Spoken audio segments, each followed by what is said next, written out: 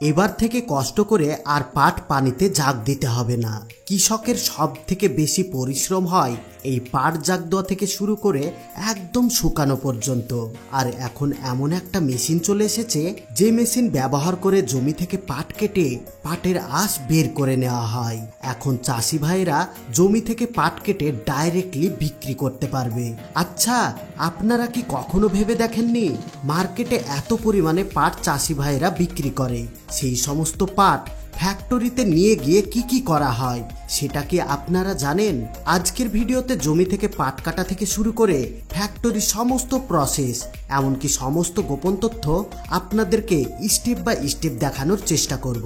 আজকের ভিডিও দারুণ ইন্টারেস্টিং হতে চলেছে, এই জন্য ভিডিওতে এক্ষুনি একটা লাইক দিয়ে ভিডিওটি আপনাদের বন্ধু এবং ফ্যামিলির সঙ্গে শেয়ার করে দিন।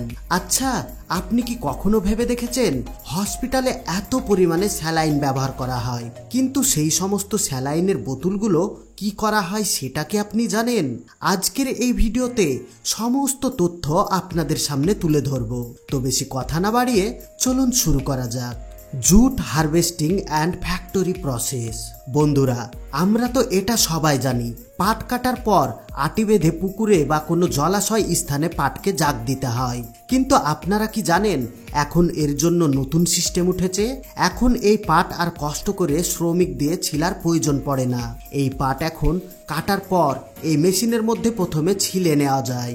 এই অ্যাডভান্স মেশিন ব্যবহার করার ফলে কয়েক বিঘা পাটের আঁশ চোখের পলকে কয়েক ঘন্টায় ছেড়ে নেওয়া যায়। কিন্তু এই মেশিন ব্যবহার করার ফলে পাটকটিগুলোকে গোটা পাওয়া যায় না, এগুলো কুচি কুচি হয়ে এক জায়গায় জমা হয়। তারপর এটাকে পুকুরে নিয়ে গিয়ে 10 থেকে 15 দিন জাগে রাখা হয়। এই মেশিনের মার্কেট মূল্য একটা ছোট্ট হ্যান্ড ট্রাক্টরের সমান।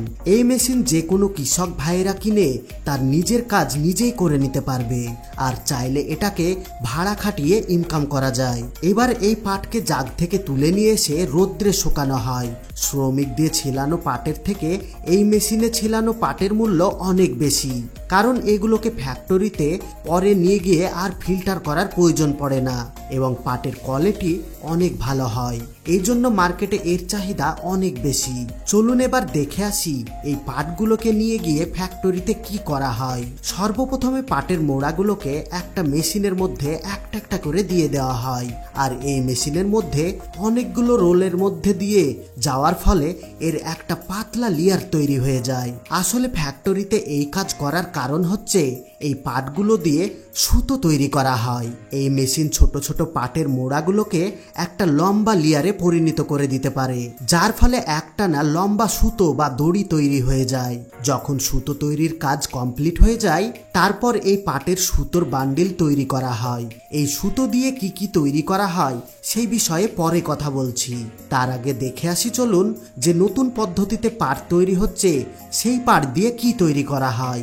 এই পাটগুলোকে একটা রোলিং মেশিনের উপর দিয়ে দেওয়া হয়, যার ফলে তুলোর মতো একটা পাতলা লেয়ার তৈরি হয়ে যায়। এই পাট দিয়ে সুতো তৈরি করার জন্য আর বেশি কিছু করার প্রয়োজন পড়ে না।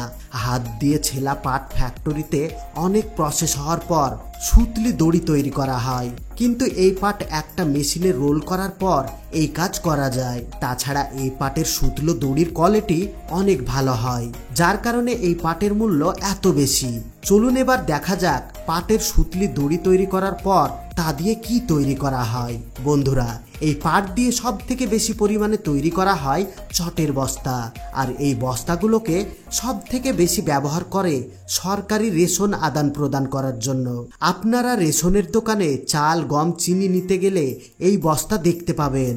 আসলে সরকার কৃষকদের সঠিক পাটের মূল্য দেওয়ার জন্য পাট দিয়ে চটের বস্তা তৈরি করে, কারণ একটা প্লাস্টিকের 50 কেজির বস্তাতে মাত্র 5 থেকে 6 টাকা খরচ হয়, যেখানে এই পাটের তৈরি বস্তাতে 50 থেকে 100 টাকা পর্যন্ত খরচ হয়ে যায়। চলুন এবার এক ঝলকে দেখে আসি এই চটের বস্তা কিভাবে মেশিনের মাধ্যমে তৈরি করা হয়। এই ফ্যাক্টরিতে প্রথমে পাটের সুতো দিয়ে সিট তৈরি করা হয়। এখানে সেই মেশিন ব্যবহার করা হয় যে মেশিন দিয়ে মেয়েদের কাপড় তৈরি করা হয়, কিন্তু এই মেশিনের লেয়ারগুলো অনেক মোটা, যার কারণে এটা মোটা সাইজের ছিট তৈরি করে। এবার এই ছিটগুলোকে বস্তার মাপে ছোট ছোট করে কেটে সেলাই করে বস্তা তৈরি করা হয়। তাছাড়া এখন পাট দিয়ে বিভিন্ন ধরনের জিনিসপত্র তৈরি করা হচ্ছে। এখন আপনি পাটের সুন্দর সুন্দর ডিজাইনের জামা কাপড় দেখতে পাবেন, যেগুলোর দাম অনেক এক্সপেন্সিভ হয়ে থাকে। এখন পাটের জুতো, পাটের বেল্ট, পাটের ব্যাগ, এমনকি পাটের পাপোশ অনেক কিছু পাট দিয়ে তৈরি করা হচ্ছে। আর বর্তমানে ভারত সরকার এই পাটের শিল্প ব্যবস্থার জন্য মানুষকে অনেক সহায়তা করছে। আপনাদের বাড়িতে পাটের তৈরি কি কি জিনিস আছে অবশ্যই কমেন্ট করে জানাতে ভুলবেন না। কোল্ড ড্রিঙ্কস বোতল ম্যানুফ্যাকচারিং প্রসেস। বন্ধুরা চলুন এবার দেখা যাক কিভাবে পুরাতন স্প্রাইটের প্লাস্টিকের বোতলগুলোকে আবারও রিসাইকেল করে নতুন স্প্রাইটের বোতলগুলো কিভাবে বানানো হয় দেখা যাক। সর্বপ্রথমে স্প্রাইটের প্লাস্টিকের বোতলগুলোকে লোকাল ভাঙড়ি গোডাউন থেকে ফ্যাক্টরিতে পাঠানো হয়। এখানে সর্বপ্রথমে মেশিনের মাধ্যমে এগুলোকে ছোট ছোট টুকরো করে নেওয়া হয়। তারপর এক ধরনের কেমিক্যাল দিয়ে এগুলোকে ভালোভাবে পরিষ্কার করা হয়। তারপর এগুলোকে বস্তায় লোড করে পাঠিয়ে দেওয়া হয় স্প্রাইট তৈরি করা ফ্যাক্টরিতে। এখানে এই প্লাস্টিকগুলোকে পেস্টে পরিণত করে ছাঁচের মধ্যে এইরকম করে নেওয়া হয়। তারপর ছাঁচের মধ্যে হিট দিয়ে এগুলোকে বাতাস দিয়ে বোতলে পরিণত করা হয়। তারপর অটোমেটিক মেশিনের মাধ্যমে প্রত্যেকটা বোতলে স্প্রাইট লোড করে উপর থেকে সিল লাগিয়ে সিল করে দেওয়া হয়। তারপর বোতলের গায়ে কোম্পানির স্টিকার লাগিয়ে পাঠিয়ে দেওয়া হয় প্যাকেজিং সেকশনে। এখানে প্লাস্টিকের প্যাকেট বোতলগুলোকে প্যাকিং করে মার্কেটে পাঠিয়ে দেওয়া হয়। বন্ধুরা এটা তো আমরা সবাই জানি, কেউ অসুস্থ হলে তাকে হসপিটালে ভর্তি করার প্রয়োজন পড়ে, আর তার প্রথম ট্রিটমেন্ট হচ্ছে স্যালাইন। কিন্তু আপনারা কি কখনো ভেবে দেখেছেন প্রতিটা হসপিটালে যে হাজার হাজার স্যালাইনের বোতলগুলো খালি হয়ে যায় সেগুলোকে কি করা হয়? তো চলুন দেখা যাক সেই বোতলগুলোকে কি করা হয়। সর্বপ্রথমে এই স্যালাইনের খালি প্লাস্টিকের বোতলগুলোকে ফ্যাক্টরিতে নিয়ে আসা হয়। এখানে এই মেশিনের মাধ্যমে বোতলগুলোকে ঢেলে দেওয়া হয়, যার ফলে এগুলো ছোট ছোট টুকরো হয়ে যায়। এখানে শুধু স্যালাইনের বোতলই নয়, এর সঙ্গে আরো যত রকমের সাদা প্লাস্টিকের বোতল থাকে সবগুলোকে এইরকম ভাবে টুকরো করা হয়। তারপর ভালোভাবে পরিষ্কার করে বস্তায় লোড করে পাঠিয়ে দেওয়া হয় অন্য ফ্যাক্টরিতে।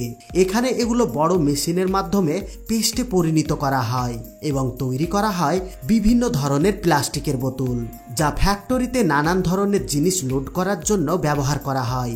আমরা হয়তো ভাবি প্রত্যেকটা কোম্পানি সবসময় নতুন জিনিস ব্যবহার করে, কিন্তু আমাদের ভাবনা সম্পূর্ণ ভুল। তারা পুরনো জিনিসকে আবার নতুন করে রিসাইকেল করে নতুন জিনিস তৈরি করে, যার কারণে পুরনো জিনিসগুলো বিফলে যায় না।